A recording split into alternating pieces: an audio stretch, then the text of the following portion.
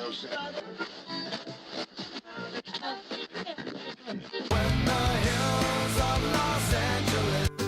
Angeles, I'm and most Hollywood nights. She goes to California, oh, California. What you say about Los Angeles? LA got the people saying,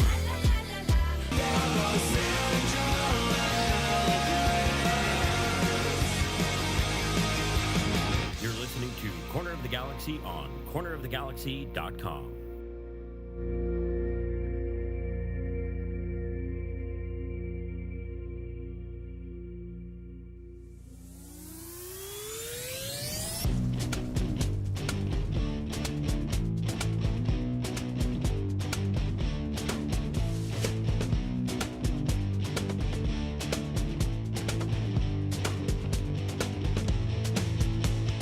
It's time for another episode of Corner of the Galaxy from the Box, the show that gets you behind the scenes of the LA Galaxy and into the mind of soccer reporters and MLS experts. Your hosts for the day are Corner of the Galaxy's Josh Guesman and LA Times soccer reporter Kevin Baxter. Let's start the show. Hello, everybody, and welcome to Corner of the Galaxy on cornerofthegalaxy.com. I'm your host, Josh Guesman, coming to you on a Thursday, August 29th. LA Galaxy getting ready to face off against St. Louis. A big game for them, especially with the international break coming up. A lot of sort of points on the line to maintain their position. They can't lose any ground this weekend if they win, right? So we'll be paying a lot of attention to that. We're going to be looking again at Concacaf Champions Cup and how the LA Galaxy can possibly come in and be part of that at the end of the season. We got some international news as well and anything that else that pops up. And despite the opening of this particular show where I hit the wrong button, which is not really surprising to any of you who've been following me for long enough. On deck for me tonight is the guy who you saw out at the live show. He's back home now, but we're glad to have him back. Mr. Eric, the Portuguese Hammer Vieira. Eric, how you doing, bud? I'm doing all right. Glad you pushed the right buttons. You know, full disclosure, you're saying I'm on deck, and I am on deck. Right. Full disclosure, I am currently doing a fantasy football draft, so I'm texting my brother, got the draft on one screen. Okay. We're in round 9. We're in round 9. How are we doing so far? We're overall pick number 99. Okay. This is where drafts are won and lost. Okay. Yeah, we got Caleb Williams in the 8th round, so I'm feeling good. Okay. Fight on for all my fellow Trojans out there. Kicker situation already sorted, or not yet? Not yet. Okay. I'm a defense and kicker last guy, Okay. so we'll see. All We'll right. see how that goes. I'm All going right. to have my front office make the calls. But very good. long time no see. Yeah, Have you been? It's been a while. You should have tried doing the show on Monday, which apparently I'm still trying to do because I hit the button for Monday. You should have tried doing the show on Monday and being like, didn't we just do this? Weren't we just doing this? Do it again. You Fire know? it up. And how dare Purina not present us again? You know, presented by Purina. They should do it constantly. Who? Yeah, exactly. Yeah, that was a lot of fun. You know, having the live show. I think the Panda mentioned it. You covered a lot of the bases, so I don't want to be too repetitive. But no, tell me about your experience. But the experience whenever I'm in the stadium post COG life, it's always nice. Because you get recognized, you get the shout out, you get the pictures, you get the hangout, and it feels good. You know, it inflates the ego a little bit, and so maybe even more so. And part of it is because we're a niche podcast. Let's call it for what it is. Yes, 100%. MLS is already niche as it is, and then zeroing in on a team like the Galaxy, and then so now if you're a fan of the team, a player like a Gaston Brugman or a Riqui Puig, they can probably walk the street and go to the grocery store and be pretty much unbothered. Right. So then you zoom in even more, and then you go podcast listeners. So we are narrowing down the thick of the thick. So the people who listen to it are truly Galaxy diehards. So when they come out and they take the time to be at the stadium early and to listen and to shake hands and to see everybody, tons of people from the chat. We saw Gary, we saw Pottermus, we just all the greatest hits. Herb was there with a matching shirt, by the way. I know you two were freaking twins. I deleted the picture. I had it. I should have brought it up. But yeah, it was a beautiful thing. I mean, you guys are basically from the same mom. I can tell. Yeah. Essentially, I'm sponsored. Forget Purina. I'm sponsored by Herb. Yeah. Fully loaded here. So, it was just a fun time, a fun show. Having fun with doing the bits with Purina and kind of making it work. Getting to meet Tom Braun. I know we've interviewed him before, but just having him there, getting a gift, from the Galaxy with our jerseys, our retro grade jerseys. So back there somewhere. Yes. Yeah, just to feel the love all the way around. The vibes we're right. And we were talking about it the day of. It felt like a second home opener, and there was just something special about the atmosphere in that stadium with Royce's debut, with the live show. There was just I'm floating on air just with how great everything was. Meeting everybody, seeing the live show, hanging out with you and the Panda and Sophie and Alex all in the same place at the same time. It was it's a magical day. Yeah, it is. It's fun. Full disclosure, Hammer sitting in the press box. Sometimes he's not used to it. Let's just put it that way. He's not used to it. And I don't take it for granted. I do it. Sometimes you're like, you know what, this is pretty cool. So I was media Hammer that night. So that's always appreciated. So big shout out to the Galaxy for making that happen and making it pull through. But I think I was fair to get the media nod. We were involved with covering the team on that day, so I think it was all above the board and it worked out. But again, I'm going to pinch myself and I realize how privileged of a position I'm in and how awesome that situation is. Mr. Provino says it could be from the box because you were in the press box. So technically. Maybe not the wrong button this particular time. I would like to point out two things about this. One is that I always tell everybody, they're like, well, so people know you? I'm like, so I'm famous in a 30-foot circle, right? So, like if you're in our 30-foot circle at halftime, then people know me, but most of those people are my friends. It's not like it's a big thing, but it is fun. It's great to see people. The other thing is somebody in the Discord wrote, and I'm trust me, I'm not using this to brag. Somebody in the Discord wrote, hey, did anybody notice? Because they were at the live show. They're like, hey, did anybody notice how ripped Josh is? And then I would like to tell you about the responses to that. There were zero. And nobody was like, yeah, I see it. I appreciate the fact that everybody just kept quiet, Eric, and was like, you know what? Let's just let this one slide. Just keep it moving. Yeah. My wife, whenever I told her, started laughing before I was even done telling. So I was like, I thought we were on the same team. I'm catching strays over here, like for no reason. I'm like, I was just trying to show you something that said this guy said I was. And she's like, yo, how drunk was he? I'm like, no, I don't think he was. I think he caught it. There was a glint like from the sun coming off the side. Yeah, something like that. It was a flattering shirt. Give yourself some credit there. So again, sometimes you need to be humbled a little bit also, because that's the other side of the coin. Is you'll go and someone will spot you and you'll take a picture and keep walking and someone will give you a funny look and you're like, hey, and they're like, I don't know who this guy is, and then you just put your head down. It's like, yeah, I was pointing at the nachos over there. That wasn't looking at you. Yeah. I've told you, I think my most embarrassing moment was I was standing down at the 108 section and so we were talking with our normal peeps and peeps were coming up and I was giving out handshakes and high fives and hugs and this guy walks up to him like, hey, how's it going? I shake his hand and he's like, just looks at me like with this blank stare. I'm like, and he goes, where's section 109? And I'm like, oh, it's over there. Do you work here? It's over there. It's over there. I'm sorry. Perfect. Yeah, so yeah. But we need that. We need that to bring it all back. Scott says that Gary said that to Scott. All right, that I'm ripped. Good. I'm glad somebody could sort of see. He got shout out to Gary. Gary was first in the chat also. Again, I know it's not a super chat, but a big shout out anyway. He said first won't be able to make the live show, but we'll listen on Spotify. So that's dedication. Even before the show starts, in the comments, in the chat. So again, these are the best and the brightest, our chat over here. Looking at this LA Galaxy team, it was funny. I think on Monday night, we sort of, I went into Eric, you're allowed to be happy about the LA Galaxy, right? You're allowed to enjoy, because I was thinking about this today. I'm looking at all the different leagues that are starting to, come up. And so you're, looking at the English Premier League, you're looking at La Liga, you're looking at Serie A, you're looking at all these leagues. And with the amount of teams that they have in them, and most 20 in that range, and everybody thinks that's probably a good one. And there's 29 in Major League Soccer, soon to be 30 next year. The whole deal. Is it a stretch? Because I was thinking about this today. Is it a stretch to say that for two reasons, MLS is the hardest league in the world to win? Does anybody else have this many teams? That would be the one reason. So you're already divided. Even if you took everything as equals. It's like, hey, just sheer numbers game. Sheer numbers game. You divide it into 29, you'll hold your chance of winning if everything's equal. And then because there is so much parity in Major League Soccer, that's another reason it's really difficult to win. Like I imagine if you're if you're in the Bundesliga, right, and you're not Bayern or you're not Borussia Dortmund, that you really don't have it. Like so, there's this unequal part where if you're down in the middle of the table in the Bundesliga, you're not winning the title. Like it's not happening. It's never going to. So that's really hard to win whenever there's so much inequality at the top, right? The top teams are so much better. But in a fairness way, is MLS the hardest league? I don't know. I can talk myself in and out of it. Yeah. I just was trying to walk through it.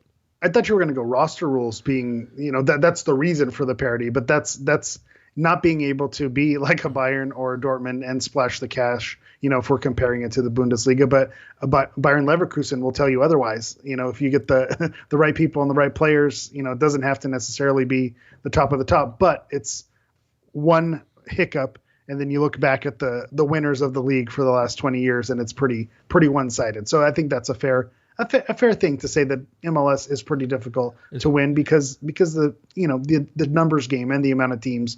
I think there's a lot of chess moves that have to be done correctly, and then just the sheer luck of injuries and making sure everything lines up. That's everywhere. But I agree. It's give the league the credit that it deserves in that regard. I'm with you there. I mean, most of the time you look at like title fights in the English Premier League, there's like 2 or 3 teams that are really probably the ones who are going to be in the title fight. And if there's a fourth, everybody's, oh my God, there's a fourth. They're breaking in. It's crazy, the whole deal. I just think in MLS you could really sort of look at that and say it's 10 to 12 teams probably have a realistic chance at winning, and then there's ones that you're like, no, there's no way, and that if they get hot enough and everything else.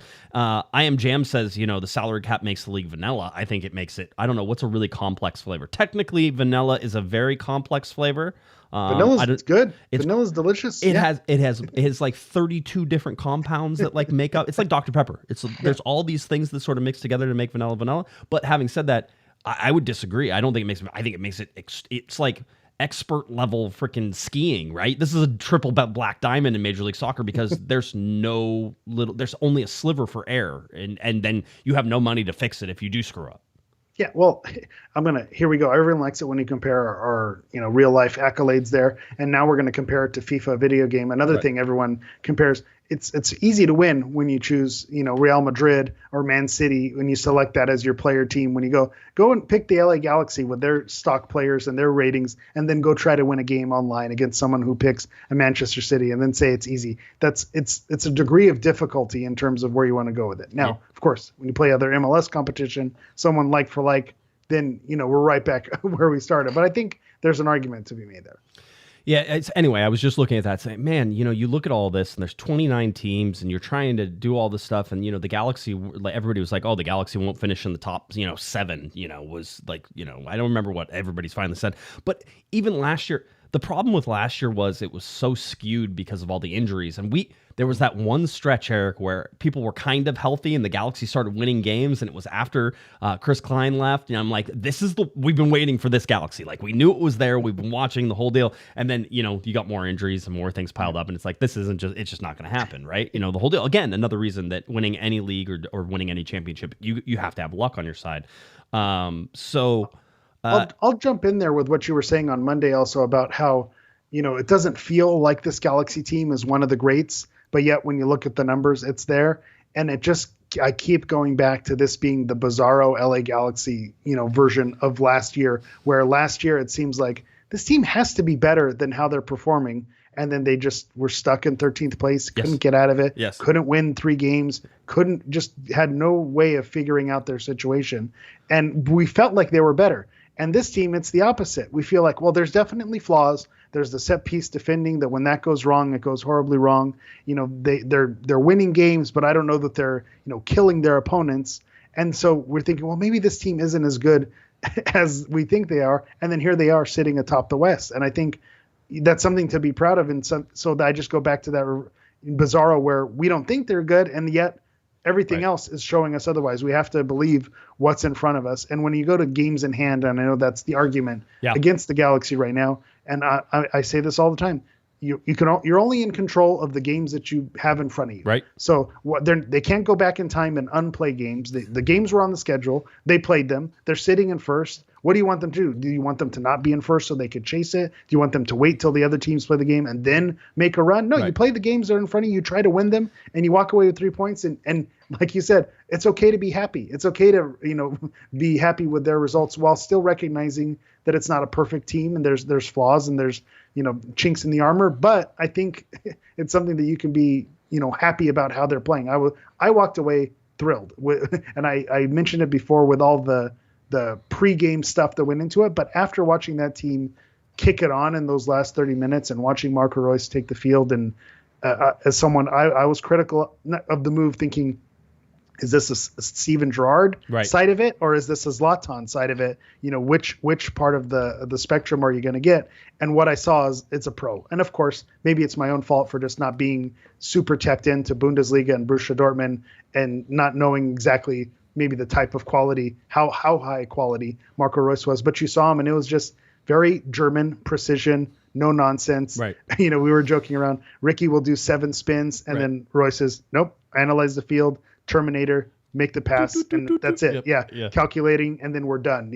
Everything just looked smooth and easy for him, and I think that just shows the quality of player that he is. I watched some of the highlights again just so we could watch him play.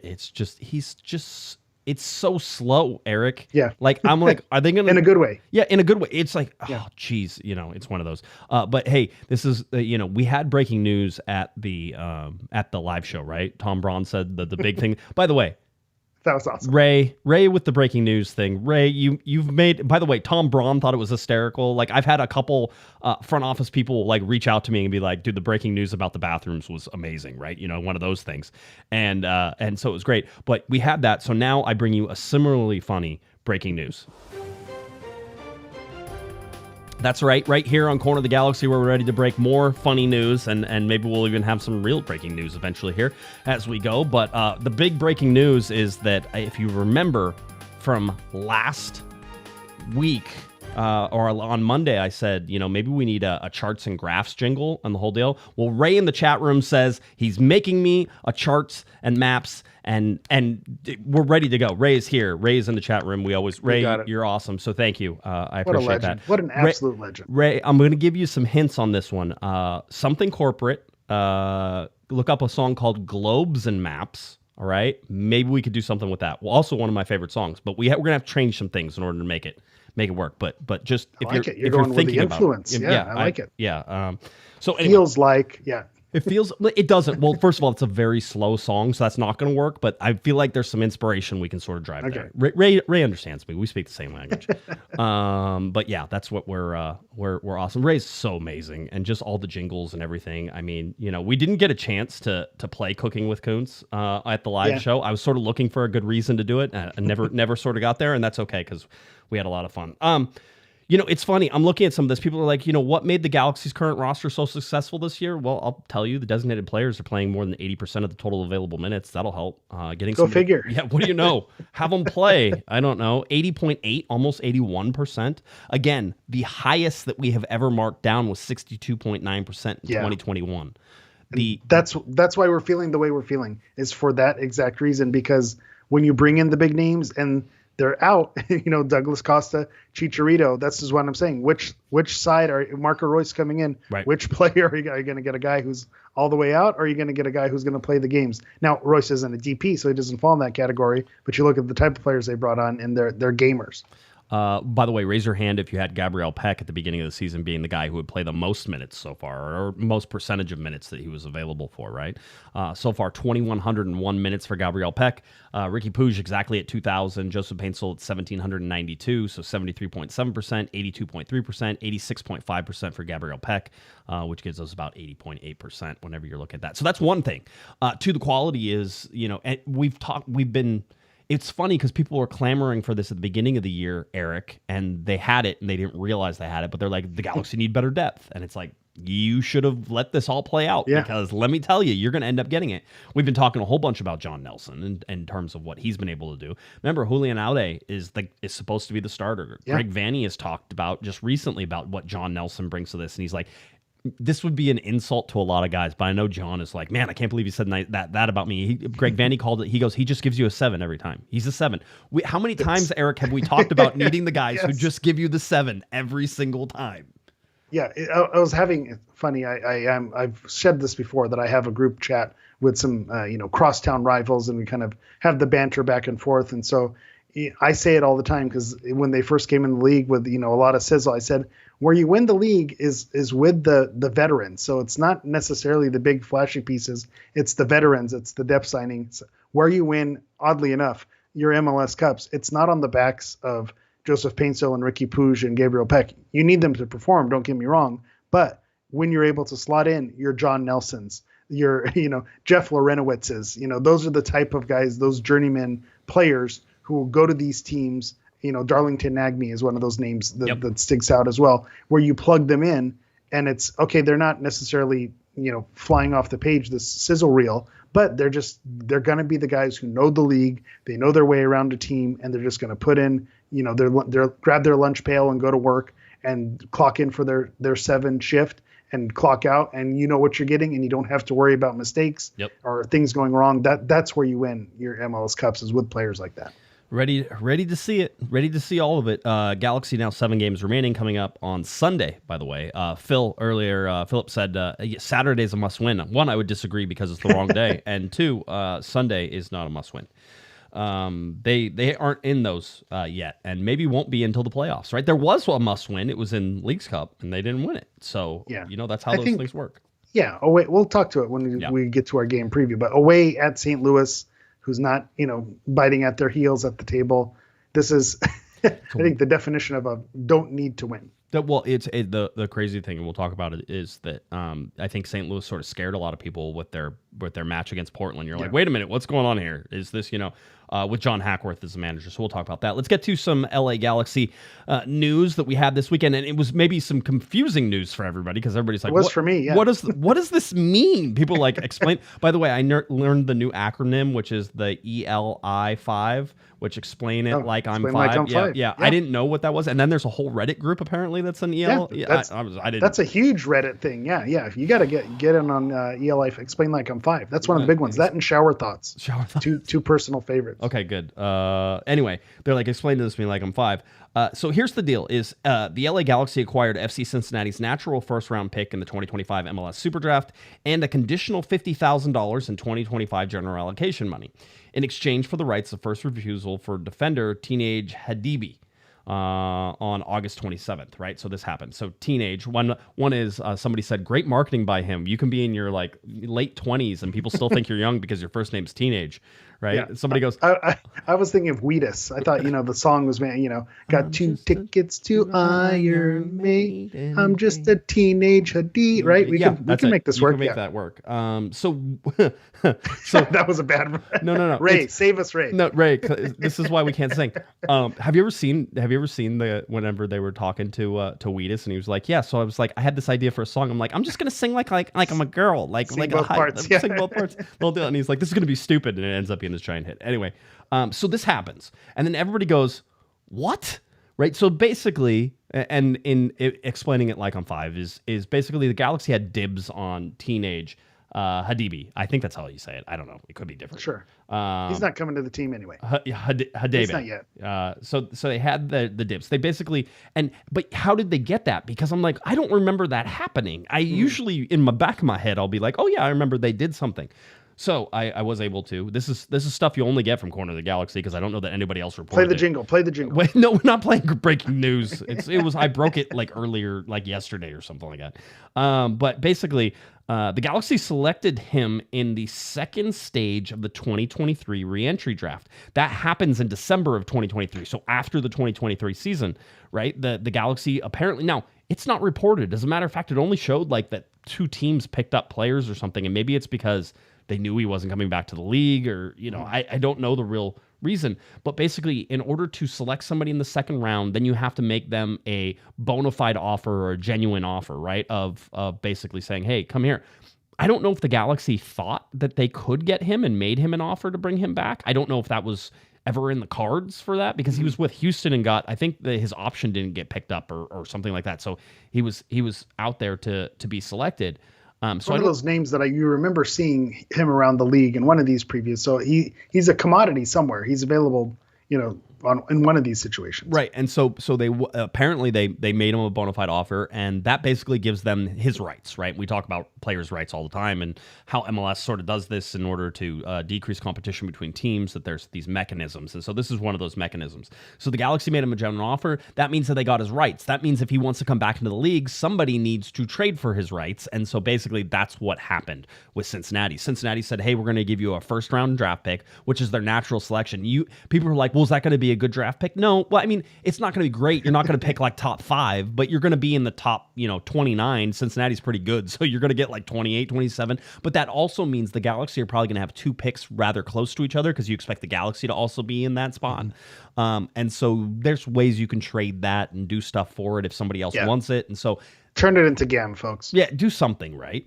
And so looking at FC Cincinnati and all that, they wanted him. So then they had to, just like the Galaxy had to pay, $300,000 to Charlotte for the rights to Royce, right? Different mechanisms, but same sort of idea is that there are rights to players and teams have those rights and you need to acquire the rights to the player if you're going to get them. So the Galaxy end up getting a conditional $50,000. I don't even know what that means. I don't know, like, what's the conditions? Like, if he plays? Like, if he doesn't? If it rains? Yeah. If it rains, I have no idea. So that's always fun to figure out what that is. So they might get $50,000 or they might not in 2025. I don't know.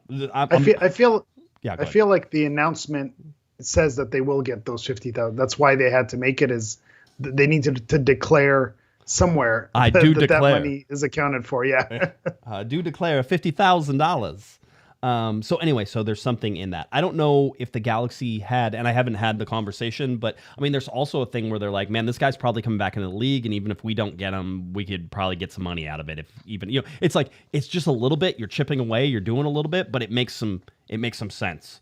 In some of those. So that was that news, right? Basically, we can tell you that the Galaxy selected him in the second stage of the re-entry draft in 2023, which was ahead of the 2024 season at center back. So maybe possibly looking at, a center back before they go off and get Garces. And, I don't know if that was ever in play. I think that almost gives like too much credence to the fact that maybe they really did want him. And I don't know that that's the case, right? It was like, hey, he'd probably be good if we can get him, but if we can't get him, then we have his rights, and it's not like a huge deal. It cost the LA Galaxy $0 to claim him, by the way, right? So, yeah. To me, it also, the reason why I feel like we didn't know about this when it happened, I feel like it said there was something in there about the bona fide offer, that being part of one of those things. So they made the offer; he doesn't have to accept it. Right. So this doesn't go public unless he accepts it. He accepts it, and then so if he doesn't accept it, no news.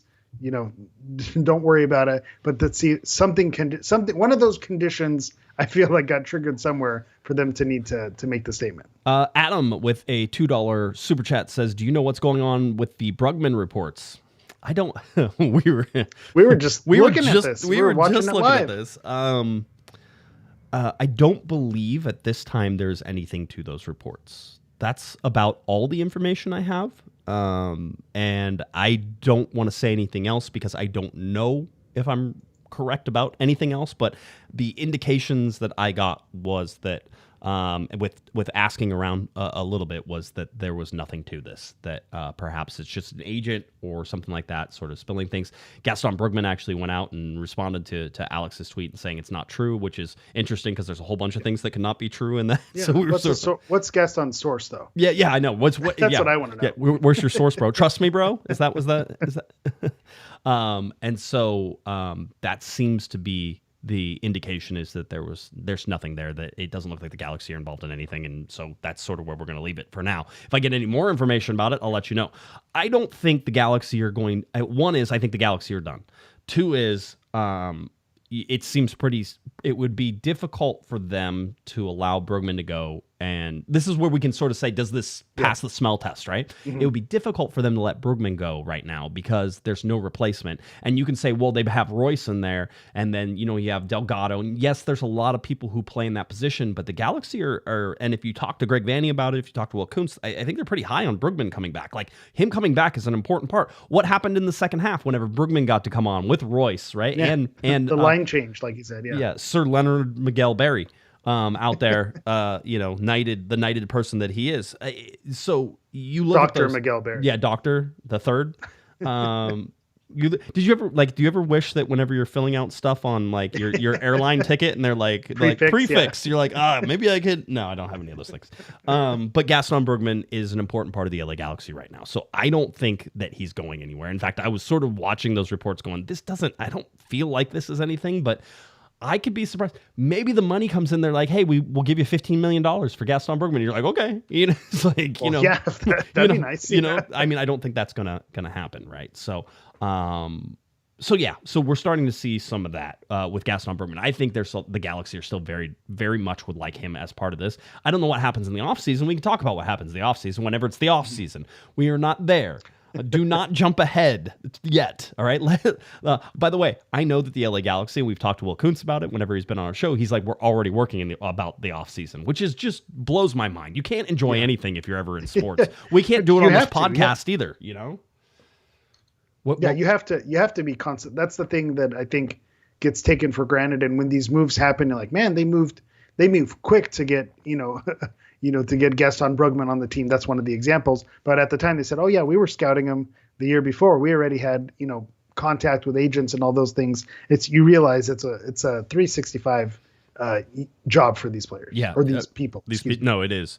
It is 100%. All right, so we have the Brugman stuff. One is the LA Galaxy. We're talking a little bit. Let's get to some of the stuff before we talk about some more news. They were talking about the Kick childhood cancer. They put this together. So this was the crazy part, Eric. Did you see that? It's a good colorway. Yeah, it is an interesting colorway. I like the design. It's fun. It's fun to go with that for the Galaxy for sure.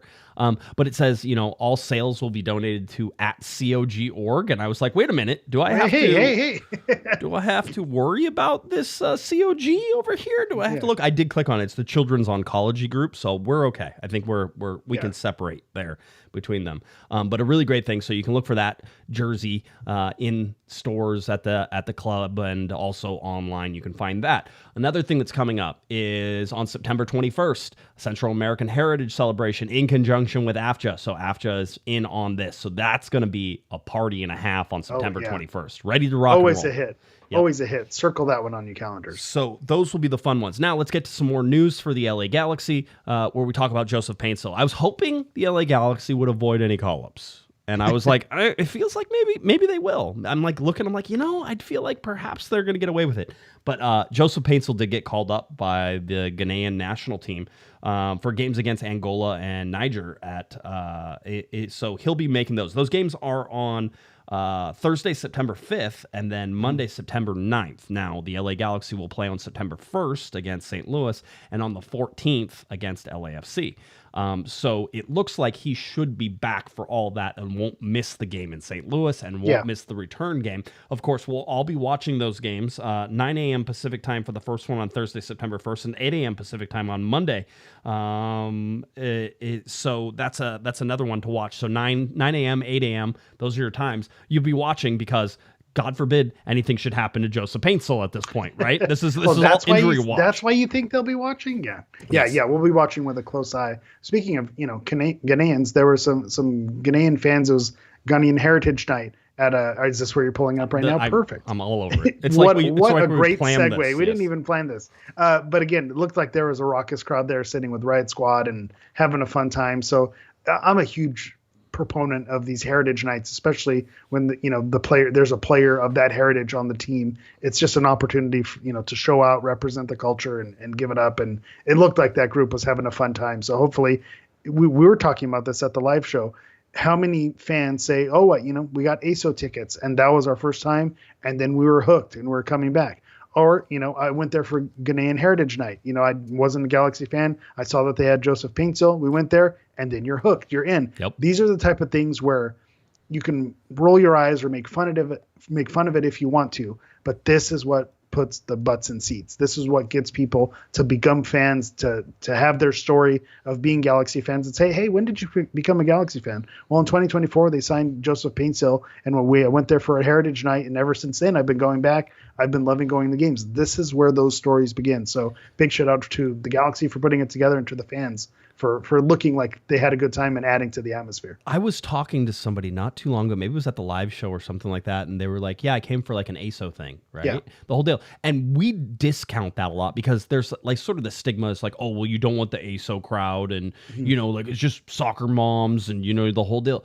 You know how many kids have now gone to those games and they're like, they're now adults. Yeah, they're now adults and are buying season tickets. You got to plant the flag, right? You got to plant it early. So Joseph Paintsill gone.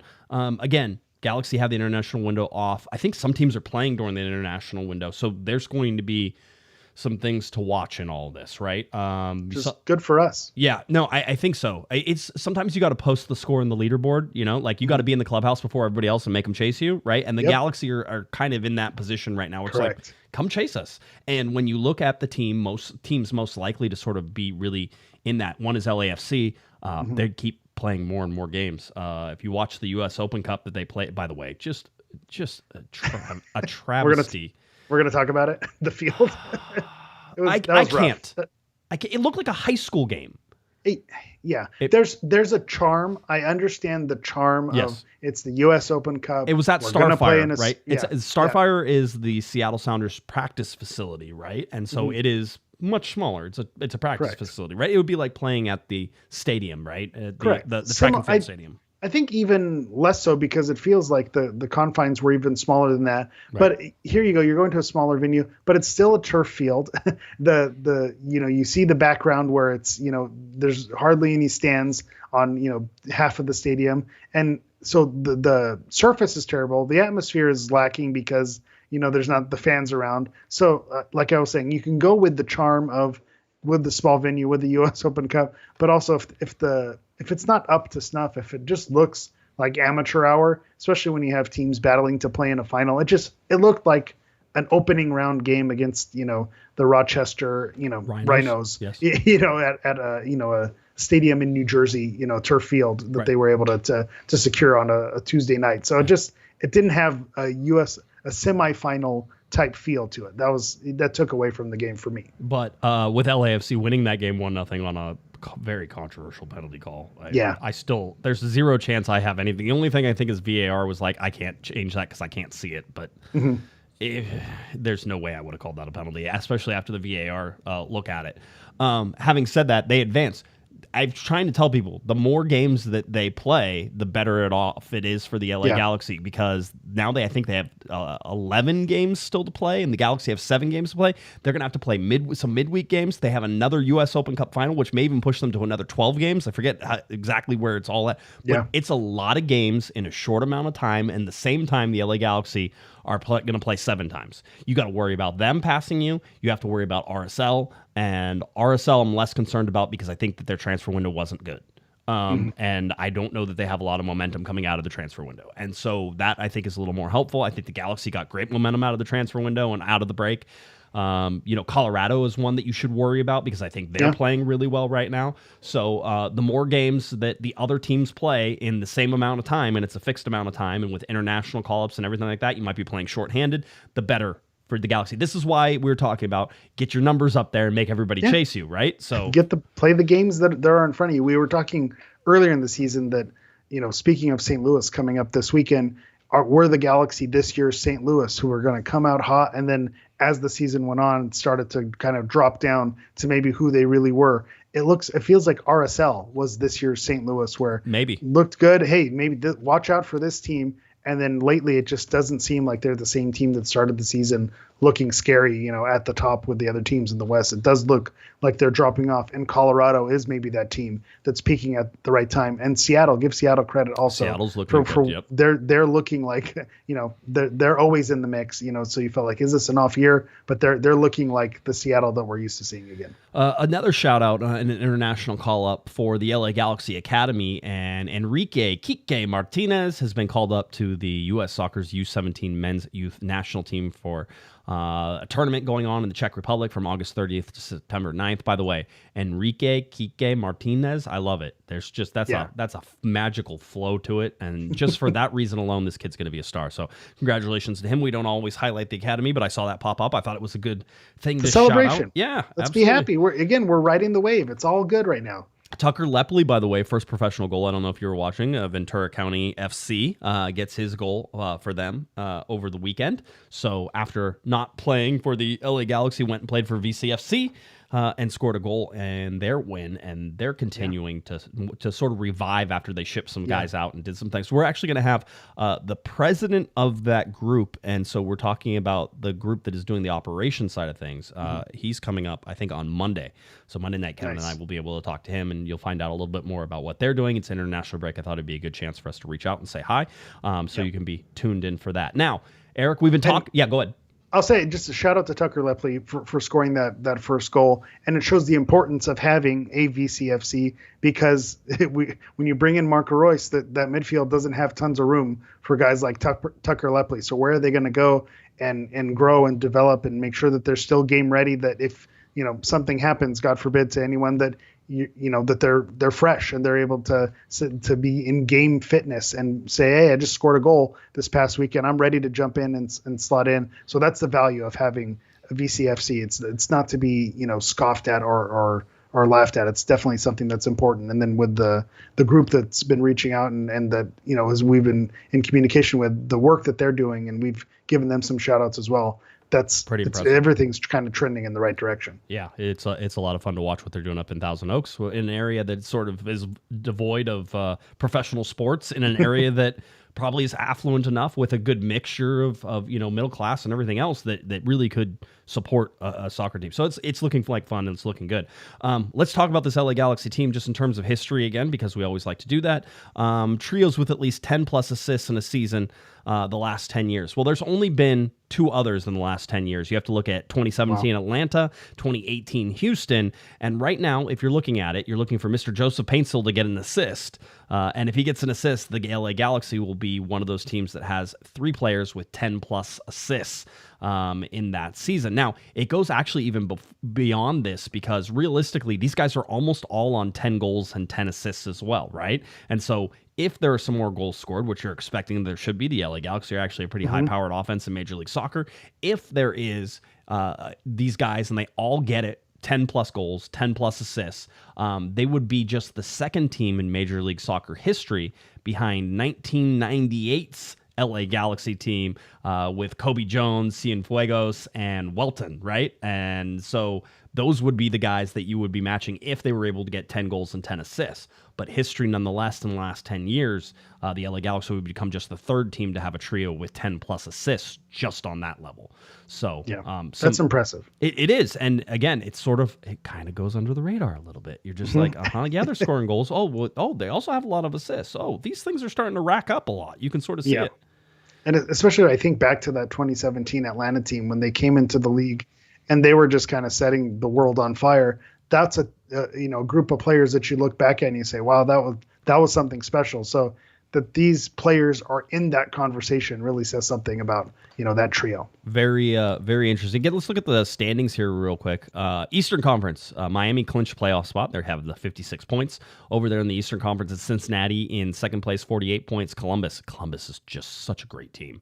I'm expecting them to be closer to the top. I think they're going to finish second whenever all is said and done in that Eastern Conference. So you're looking at Columbus there. You have New York Red Bull. Red Bulls have been quiet this year. They've been super quiet. Whenever you have Cincinnati and Columbus and Miami, I guess you kind of get overshadowed a little bit. Red Bulls and New York City FC right on top of each other. So the battle for New York in 4th and 5th. One of those teams is going to get a home playoff stand there. The other one is gonna have to go on the road. So that'll be fun to watch. Charlotte in there right now in the playoffs. Orlando in the playoffs right now. At Toronto and then Atlanta United, despite the fact that they got smacked 2-0 by the LA Galaxy, sitting in that 9th spot. Philadelphia below the line. Montreal below the line. New England below the line. Chicago, Nashville, and DC all below the line. There's still some things to happen in this. I think Philadelphia can still make that run into the playoffs there, but they have not been great this year. Yeah, it shows how fleeting small the needle is, that you have to thread the needle to make it work. We felt like, hey, Philadelphia, they're doing everything right. Wasn't this year, but their year's coming, and it never came. And so it seems like now it's further away than maybe it was closer, and it's like, man, did they miss their window? Do they need a different look at how it's crazy? We were clamoring for 2 years ago. Why can't we get a guy like Jim Curtin coming in, running the academy from bottom to the top? Look at what they're doing. And so now they're just kind of an after. You talk about Miami, talk about Cincinnati, talk about Columbus. Philadelphia is not really in that narrative conversation. It's crazy how quickly it moves. You just think about, and again, we talk about being unlucky in sports and things that sort of happen. Philadelphia is a Gareth Bale goal away from being MLS Cup champions right now. I mean, with no time left on the clock, right? They should have been hoisting a cup. Probably they didn't. And because they didn't, now look at their window. It's gone. I always joke about this, but I'm dead serious. I have a roster of LA Galaxy players. They have all their birthdays on it. It calculates the ages every time I open that sheet. Every time that sheet moves, because everybody gets older. Time does not stop. It's a crazy thing to think. And everybody's Time's a flat circle, man. But like, it's crazy to think, Eric, that you're sitting here and that as you're going through the year, your team is aging. Right. And of course it makes sense. And you're like, yeah, of course it does. But to see it on a sheet tick off, and I imagine that the LA Galaxy have a sheet similar where they're showing ages and they're like 25.7, 25.8, 25, 26. And you're like, oh, the team from the start, like we always say, oh, what's the average age of the roster at the start? Well, like we never look at the end. Look at what it was at the end versus everybody should be basically a year older. You're older. Right. And it's like, unless you bring in Marco Royce. Right. Exactly. Skews that number pretty good. Yeah. Right? So certainly it goes that way. But just looking at that, Philadelphia got old and it happened. And now all of a sudden they don't have what they had. And so it's fleeting. Sometimes you have to go after it. And that's sort of, I think the big takeaway from this is you have to go after these things. The Galaxy maybe didn't think that they were going to be MLS Cup contenders this year, right? And maybe they still aren't. People want to argue that, certainly. A lot of people saying they don't trust the Galaxy. We look at the numbers and we're like, man, they're flirting with 2011. Now, a lot has to happen to close out at a 2011 pace. But if they do, what do we do with that information? If the Galaxy end up beating 2011, let's say they run this, where do we put them in that pantheon? And you have to see it out of these last 7 games. You're going to have to see it. I can't tell you what that's going to be. But it might be difficult to explain to some people that 2011 was a better team, but 2024 beat them in points and was better than 2010. Yeah. What do you do with that information? What do you say? Yeah. And when you look at, total losses, the team lost 5 games total. Obvious that may go up, right. This weekend, a few more. Right. But then you look at that and you think, well, they only lost 5 games. How can you say this was a bad team? And I think you look back to your example with Philadelphia, they were that close. They were, a mistake away. Okay, the Galaxy have flaws. Other teams have won MLS Cup with flaws. I'm thinking back, Portland made a run where maybe they didn't have the best season, but they made a run towards the end. They won an MLS Cup, and it's like, were they, taking the league by storm and dominating? Nope. No, but they got hot at the right time, and they have the star above the crest to show it. So it's why not? Why not us? Yeah, everybody's saying, what's the defensive side of things? Is the defense, which I agree. I think if you're looking at the weaker side of things, but as I had recently pointed out, the LA Galaxy's defense is the 10th best in the league, so top 3rd, and then they have one of the top 4, I think, offenses in Major League Soccer. Guys, you don't have to have the best defense. You don't have to have, if you have a really good offense and that you have a good enough defense that you can do it, then you can do it. Does defense win championships? 9 times out of 10. I mean, but I also watched a 0-0 game between FC Dallas and the Colorado Rapids that ended on an own goal. That was an MLS stinker. Cup, okay? And Colorado won that. Was it John George or George John? I know it was a 2 first name guy. Yes. Yeah, definitely a George John, I think, in that one. But yeah, it's where you're at with that. So anyway, keep that in mind. We look at the Western Conference, LA Galaxy in tops there. Again, look at the games played. 3 games in hand for LAFC. They are the ones chasing. Their 1.96 point per games is a little bit higher, just barely by 0.03 against the LA Galaxy at 1.93. But that means that if you're looking at this, and a lot of times we order by points per game, the Galaxy are in second place, and that's not a bad place to be either with 7 games remaining, and LAFC playing a lot of games still there. So RSL has 1 game in hand. Colorado has 1 game in hand. Seattle has 1 game in hand. There's going to be a lot of teams playing. Vancouver's one to watch. They have 3 games in hand on the LA Galaxy. They have 3 games in hand, and most people, except for LAFC, right? They at least have 2 games. Sneaky Vancouver. Yeah, I don't like it. No, they could climb, so watch them. Colorado at 41 points. Watch them. It's really interesting to see the gap that has opened up, though, from the LA Galaxy at 52 and being 5 points clear of LAFC right now. That's a big number. Nice. Yeah, it's nice to have that where you're at, right? So, again, losses only 5. On the other side, I think there's some 4s on the Eastern Conference that we could look at. Let me add on to that also, that the gap now being 5 points, there's a mental edge there too, because LAFC can win a game and they're still not there. So that creates a frustration level to where, yeah, you can say we have the games in hands, but we mentally, you're not seeing your name on top of the list, even when you're performing well. That gets frustrating. Then you maybe try to overperform. There's a mental component to this that I think is really important. And I think maybe that's our theme for the show, is being the leader in the clubhouse and making everyone chase you. That's a real thing, I think, when you're able to look at the standings and have that extra point buffer that even if a team wins, they're not catching up with you. So as it stands right now, LA Galaxy Western Conference at the lead in number 1, LAFC number 2, Salt Lake 3, Colorado 4th. So in that 4th, Colorado Rapids would be the last team with that first round home game, right? And then you go Seattle 5th, Vancouver 6th, Portland 7th. Your play-in game would be between Austin and Houston, which would be a great battle to watch. But then eventually you're going to get into that ace spot. So if you were going to have playoffs right now, LA Galaxy would be going and playing a 3-game playoff against the winner of Houston or Austin. So just keep that in mind whenever you're watching. All right. So that's how that first round goes. It's goofy. It's so goofy. I hate it. I hate that first round. It was fun in 1997, but not as fun now. Less so. Dallas just 1 point outside the playoff line at 33. Minnesota in the same position at 33 points, just 1 point out. Kansas City at 27. St. Louis at 24. The LA Galaxy's opponent coming up on Sunday. And then San Jose at 17. All right. Supporter Shield, as it stands right now, it's Miami, and then it's the LA Galaxy.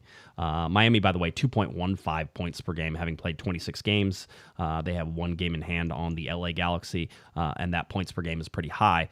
Looking at all that, again, it's just LAFC, the 1.96 that would jump over the LA Galaxy if we're looking at points per game, and so it would put the LA Galaxy in 3rd place in that spot, which all of this is important, Eric, because we came out looking at CONCACAF Champions Cup. We talked about it a little bit. Here are all. Is this within reach? Is this happening? Is this real life? It very well could. And you can look, there's a couple different ways the LA Galaxy could get in there.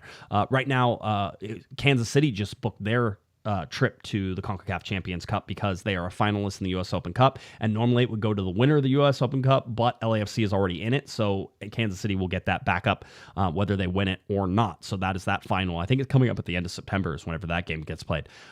So that's what you have for this. So Kansas City is in. The Canadian Championship winner, which is a fake cup, but they give it a lot of prestige whenever it's like 3 teams playing against each other. And then you have MLS Cup, which is a way for the LA Galaxy to win. If you win MLS Cup, you are automatically into the CONCACAF Champions Cup. It then goes into the Eastern Conference with the most points, right? And then the Western Conference with the most points. Want to go to CONCACAF Champions Cup? Finish first in the West. That's one way to do it. The other thing is that if LAFC would be then finish first and then they're already booked in, they could drop down. Correct. And it would be the next one in there. So it could be the LA Galaxy. First or second in the Western Conference is really important if you're trying to do this. And then it's next most points in regular season and next most points in the regular season. So you're talking about teams that didn't finish first in their conference and had the most points outside of those first place teams. So those can drop and shift around because that's based on the full table, not the conference table. So we'll have to watch those as those go in. But these are your ways into CONCACAF Champions Cup. And it's promising. And, looking at the Galaxy's position right now, I think you have to believe. It feels like one of those, will make itself work, especially when you've talked about how high you are in Columbus.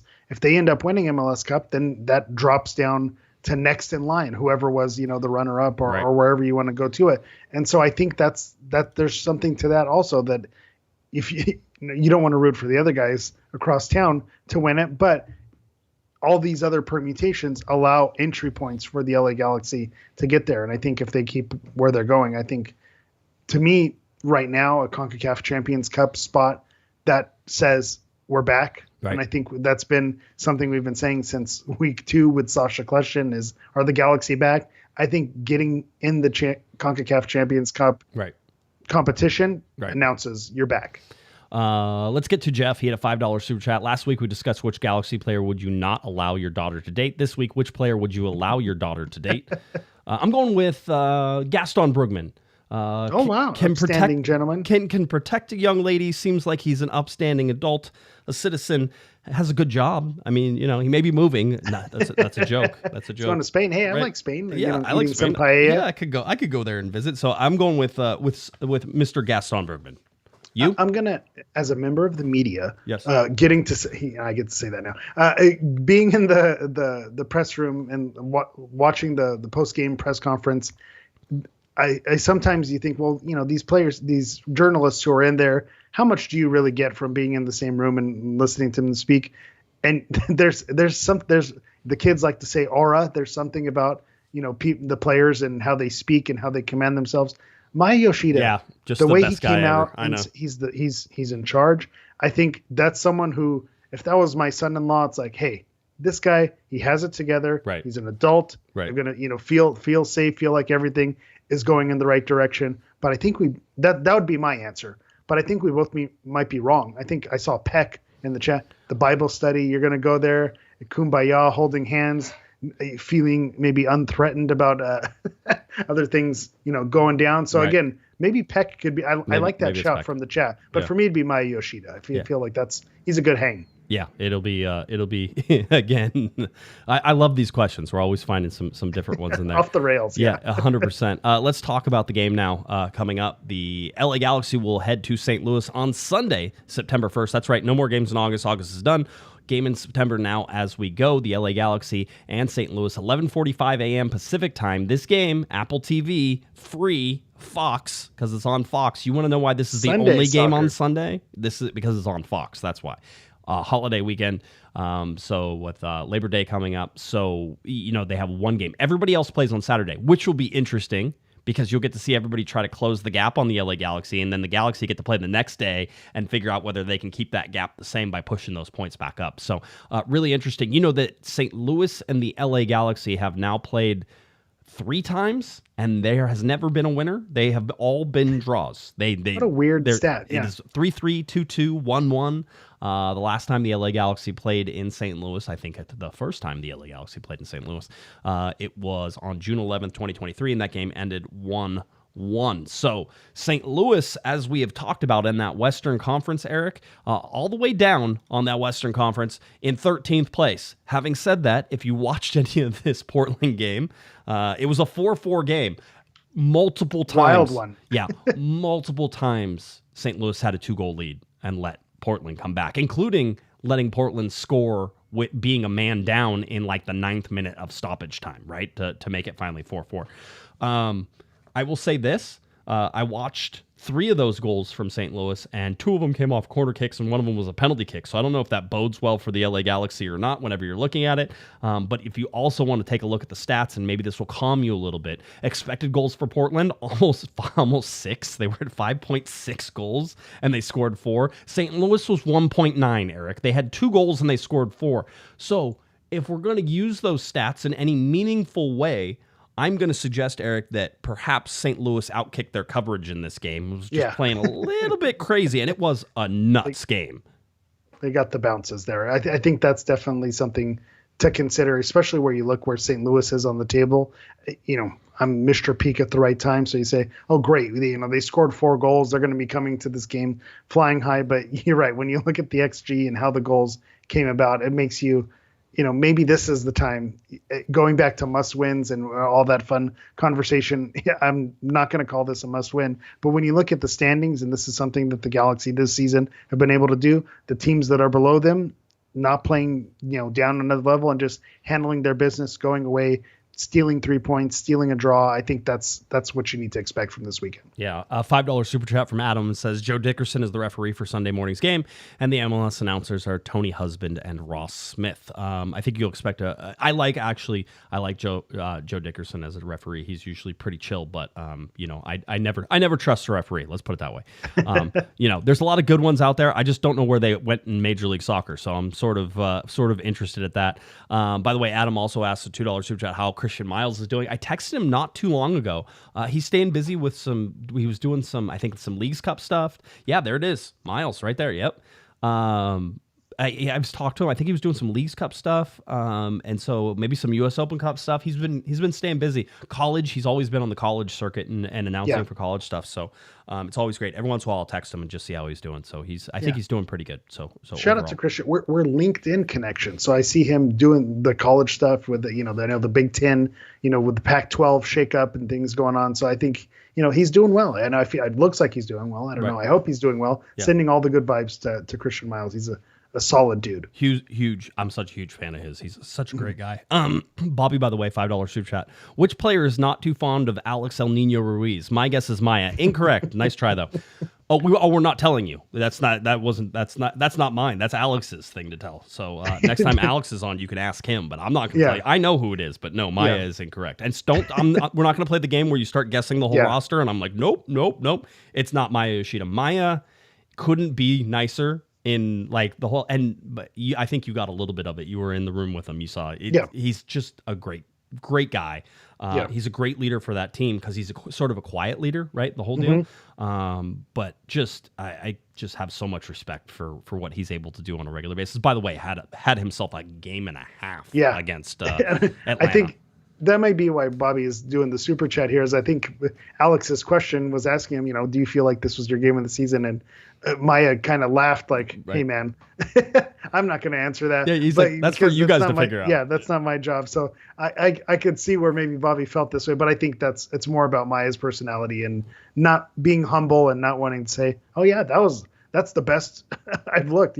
I'll tell you, the live show was my best pod. Right. I'm not humble. I'll brag about that, but Maya's not that type of guy, so he's going to leave it up to everyone else to make that decision. Yeah, he's super. That's why he was like, I'm never going to say that. That's not for me. You guys are the media. You guys figure it out, right? The whole day was like, yeah, okay, you're right. That's fair.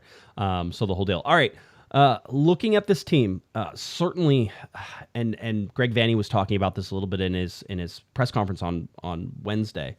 Or was that Thursday? Was it yesterday? I can't even remember. The whole days. What day is it? I don't know. I don't know. I don't know how we got to September. I feel like we blinked. I'm still sleepy or awake. I don't know if I'm so tired that I'm like beyond needing sleep, or if it's just this is just life now. Yeah. So I know. I understand. No, Greg Vanney said that they're playing under John Hackworth now. Everybody loves John Hackworth, by the way. You couldn't say John Nelson, who was from St. Louis last year, so he was the guy who we got talked to. This time, John Nelson was saying everybody loves Hack, and he goes, I can see why these guys are excited to play for him and do the whole thing. So. I think that you're seeing some life under Hackworth that you need to be careful of. Greg Vanney says he thinks that under Hackworth, they're starting to play more with the ball. They want to do more things with the ball because they were a straight counterattack team. They're going to get in transitions. If you watch the Portland game, they caused a lot of problems in transitions. Now, they scored off of corner kicks, right? But the transitions were where you got it. Looking at Portland, I was surprised at how undisciplined they were on the transition for St. Louis. But looking at the XG, you can see that they had a pretty good chance at scoring a lot of goals, too. So there was a reason to get forward and try to score, seeing that. So I'm expecting that they're going to let the LA Galaxy have it. By the way, Riqui Puig out with yellow card accumulation, so he's not going to be there. Some people were like, oh, no. I think everybody's going to be okay. Yeah. Some people were like, oh no. Some people were happy for the people who are critical of Riqui. I think the team showed that they could win without him, and were asking those questions when he was absent and due to injury, and they were able to rip off some wins there. So I think they're looking at this and saying, hey, smash and grab away. We don't need our DP. Play a different style that maybe suits them. Maybe not having Riqui it plays to their advantage, because then it changes how they're going to go in there, maybe shields up and just going with a different mentality. So I think him being out, I'm a Riqui fan. I think the team is better when he's on the field, right? But it doesn't bother me as much that he won't be there. I think when you look at who they're matched up against, I think that there's still going to be points there for the taking. Interesting what you can do with lineups. This is what I would suggest Greg Vanney is going to do. Everybody hold your chest, all right? Because I, in my mind, I think this is probably what I would do. Is you're going to move Diego Fagundez into Riqui Puig's spot, which is where he played whenever Riqui Puig was out before. Now, in a perfect world, Dejan Joveljic would be ready to come back and play in the nines. That way you could keep Paintsel and Peck out on the wings, and that really seems to suit everything well. I think Joveljic is going to play. I just think that he's probably going to come off the bench because he hasn't had all those minutes. Now is the time. I 100% believe he's going to get minutes in this game. So hang on to your butts. Joveljic is going to play, but I think that means Miguel Berry starts at the striker. I know. The Miguel Berry start, the dreaded Miguel Berry start. We'll see where that lands. The reason I think that, I think it keeps everything balanced better. And I think that's what Greg Vandy's going to want. If you're going to look at the LA Galaxy possibly turning a page and learning something in Atlanta, it was how to defend for 90 minutes and really sort of keep everything in front of them and not make any too great moves. And then you get somebody like Marco Royce. People are saying, hey, start Marco Royce. And then you could, no, I wouldn't. I think you're going to get him off the bench. I wouldn't either. And you can bring him off the bench with Brugman again. You can bring him off the bench with Joveljic, right? So you could have a substitution pattern that basically has Dejan come on, has Royce come on, has Brugman come on, just like you saw against Atlanta. And that changes games whenever you're able to do it. So all you want is the Galaxy to be in a 0-0 or they're winning at halftime to sort of put that in. I think that's sort of the lineup that I'm expecting to see. And if Joveljic is close, Berry starting isn't that bad when you know Joveljic is coming in. So now your starting striker is coming into a tired St. Louis defense who was unable to break down or get a good counterattack on the Galaxy. And then now you're really cooking. Now you're in good shape. So I think that bodes well. I also would caution against starting Royce. We were just sharing the amount of DP minutes and the detriment that the Galaxy was in with maybe not that they pushed the players too hard, but just players who went to injury. And let's call the injury history what it is for Royce and knowing it's a real thing. Pushing him too much, too soon, too far, too fast is a concern. You want to ease him into it. He looked comfortable in those 30 minutes, but he also mentioned in the presser he was almost dead. He was not feeling great during that time. So, hey, 30 minutes, I think that's the correct amount. Keep giving him those 30 minutes until that 30 minutes feels not like 60 or 70. Yeah, so that's what I'm expecting. Again, I think it's actually probably a pretty easy choice for Greg Vanny to do this. I thought about it for 10 minutes and I was like, this is really probably where you need to put everybody in this particular spot. And listen, I think Miguel Berry has gotten better from when he was starting the games. I really do. That's fair. And I agree. I think the Galaxy needed him whenever he came on as a sub against Atlanta because as the 9, he caused problems. And then you got Paintsel and Peck on their correct sides. And then you had the space for Royce to move in underneath. So many things happen whenever you put in a 9. I think the big change here is that Joveljic is going to be the 9 that comes off the bench and probably 20 minutes, 25. I don't think it's going to be more than that because I don't think he's there. But I think 20, 25 minutes for Joveljic to get him in. And then it starts to rock and roll. Now you're starting to get guys back. Julian Alde is expected to be available possibly next week after the international break to come back. You have he's been out a while. He has been. It concerns me a little bit just because when you're out for that long, coming back and working yourself in, it's the risk of getting re-injured is high, so it does make me a little bit nervous. Well, to John Nelson's credit, they haven't needed Julian Alde, so fair. It's sort of one of those. It's like let him rest. With Cuevas as well, Cuevas, right? And so there's a lot of different things that I think the Galaxy could do. Again, this team has depth, and so when you have depth, you're not in. I was talking with some of the St. Louis people because they're like, oh, it's huge that Ricky's out. I'm like, pump the brakes, bros. Like I get it. Earlier in the season, Ricky being out would be like, oh man, that's awesome. I go, haven't watched this team. You haven't watched this team, right? Yeah. Like watching the subs that came in against Atlanta, I was shaken by that. I was like, oh, holy crap. Like Brugman comes off the bench and Royce comes off the bench. And you can say what you want about Berry, but his position in that 9 was needed. So I'm glad you tied the knot there with Berry because that's what I was going to circle back to is that I've turned the corner a bit on Berry. I think it's funny for the memes and for the jokes that it's an easy target to say, oh no, the Miguel Berry star. But I have seen an improvement as the season has gone along, believe it or not. So I'm with you. And one of the games, we didn't get a chance to play it with the live show. We tied in the game with the dogs and matching the dogs to their LA Galaxy counterparts. But one of the other game ideas that I had is for fans to come up and share kind of their spiciest take, which would be similar to your, Christian Williamson being the key to the MLS Cup. Yep. I think there's some, call me crazy. There's a Miguel Berry magic moment in the playoffs somewhere. We've seen it hints of it. There's a playoff moment bailing us out. Something. There's a Miguel Berry magic moment coming, and right. I believe in it. And so I'm gonna stick with that. It's going to be one of those things. You're going to watch, right? You know, there's going to be a moment where Miguel Berry shines. There's also going to be a moment where Miguel Berry misses a wide open net. So Correct. between those two, the moment will happen right after one of those, or vice versa. Yeah. Right, 100%. So that's what it is. D ratings for this particular game? D ratings pretty straight down the middle. The Galaxy with a 38.2% win percentage. The St. Louis with 35% win. And then when you consider that the Galaxy are the away team, then that really shows that the Galaxy are kind of road favorites, which is a little bit wild. Again, a draw at 26.7%. But the fact that it's also skewed right down the middle, they've drawed every time they played. So maybe a draw is something that you're looking at. If you look at the money line right now, it's at plus 171 for the Galaxy, plus 135 for St. Louis. So, not really a fan of either one of those. If you're, betting money on Vegas, the over-under set at 3.5. So over 3.5 is plus 110. Under 3.5 is minus 130. So again, maybe they're going to score more than 3.5 goals when you look at what St. Louis is just coming off of and the Galaxy goal production. But without Riqui, maybe that lowers that number a little bit. So maybe you go under. So I think we'll see a close game. I don't think we're going to see one team or the other running away with a huge victory. I think you're going to see a close game. If it's not a draw, it's going to be, a 1-goal game. Brenda, by the way, goes the infamous Miguel Berry effect, right? Like everybody stars, knows, with the stars in it, right? Only the whole deal. Yeah. Looking at St. Louis, only 4 wins on the season, 12 draws. Is that what I saw? 12 draws for them. Jesus. That's not good. Who's their coach? Guillermo Barros-Schelotto? Come on. Figure this out.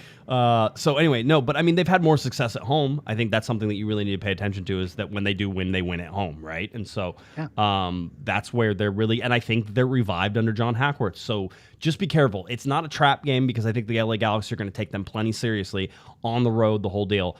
I'll go first for my predictions, guaranteed to be wrong. I'm going 2-2 because there's 0 chance this isn't a draw. After 3, it's definitely a draw. So 2-2 for the LA Galaxy. They probably have a chance to make it 3-2 late, but it doesn't quite happen. Someone's going to, goes off the crossbar or something like that. So I'm going to say 2-2 draw for the LA Galaxy. I think it's going to be a close game, like I mentioned. I think it's going to be 1-1 at some point. But I think the Galaxy are going to smash and grab. Something wild's going to happen towards the end. Either Royce is going to contribute again. Something's going to happen where they steal this game 2-1. All right. I love it. Anything else you want to talk about before we get out of here? Did your draft go okay? Are you guys good? We're winning the league. Again, we have it all figured out. It's done. Okay. Good. Glad we survived. I made it through a draft and a live show all at once. Follow your dreams, kids. You can do it all. You can do hard things. You can do hard things. We did it, Joe. We did it. All right. Why don't you tell people where you can find you? We'll go. All right. As always, you can find me on everything at HammerEV9. That's at HammerEV and the number 9. All right, where if you're looking for me on Twitter and X, it's at Guesman, at Galaxy Podcast, cornerofthegalaxy.com. Head on over to SoundCloud, Apple, iTunes, podcasts, anywhere you can find them. That's where you can type in Corner of the Galaxy. Tell your friends, tell your family. Some super chats to clean up before we are done. Scott, $5 super chat. Great show. Missed you at the game. Hope to meet you both soon. Scott, we love you. Thanks, bud. Appreciate it. We'll see you soon. Adam, by the way, $2 super chat to close it out. Do you think the Diego will start on Sunday? Yes, I do. 100%. All right. For Mr. Eric, the Portuguese Hammer Vieira, I'm Josh Pato Guesman. You've been listening. You've been watching to our little Corner of the Galaxy. Have a great one, everybody. You've been listening to the Corner of the Galaxy podcast on cornerofthegalaxy.com. You can follow the show on Twitter and Instagram at Galaxy Podcast. And be sure to check out and subscribe to iTunes, Stitcher, and Facebook by searching for Corner of the Galaxy. Fans, we thank you for listening. We ask that you be kind and courteous to your neighbors as you leave the podcast. We thank you for joining us and look forward to seeing you again. Until then, I'm Michael Araujo, and on behalf of the entire Corner of the Galaxy crew, goodbye, everybody.